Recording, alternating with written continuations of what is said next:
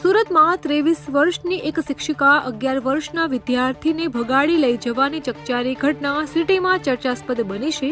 ત્યારે આ ઘટનાના 4 દિવસ બાદ શિક્ષિકાને પોલીસે ઝડપી લીધી છે। હાલ તો શિક્ષિકા અને વિદ્યાર્થી બંનેને સુરત લાવવામાં આવ્યા છે। ત્યારે બંનેની પ્રાથમિક પૂછપરછમાં જાણવા મળ્યું હતું કે શિક્ષિકા અને વિદ્યાર્થી બંને છેલ્લા 3 વર્ષથી એકબીજાને ઓળખે છે। બંનેના પરિવારજનો પણ એકબીજાના પરિવારને ઓળખે છે અને સંપર્કમાં પણ છે। તો વિદ્યાર્થી આ શિક્ષિકા પાસે છેલ્લા 3 વર્ષથી ટ્યુશનમાં જતો હતો। પહેલા તો 3 વિદ્યાર્થીઓ જતા હતા, જ્યારે છેલ્લા 1 વર્ષથી આ એક જ વિદ્યાર્થી તેના ઘરે ટ્યુશનમાં જતો હતો, જેથી બંને એકબીજાને પસંદ પણ કરવા લાગ્યા હતા। જોકે પૂર્ણા પોલીસના જણાવ્યા પ્રમાણે શિક્ષિકા વિદ્યાર્થીને લઈને ભાગી ગયા બાદ તેનો મોબાઈલ નંબર રેલવે સ્ટેશન ખાતે બંધ થઈ ગયો હતો, જેથી તેને ટ્રેસ કરવો પોસિબલ ન હતો।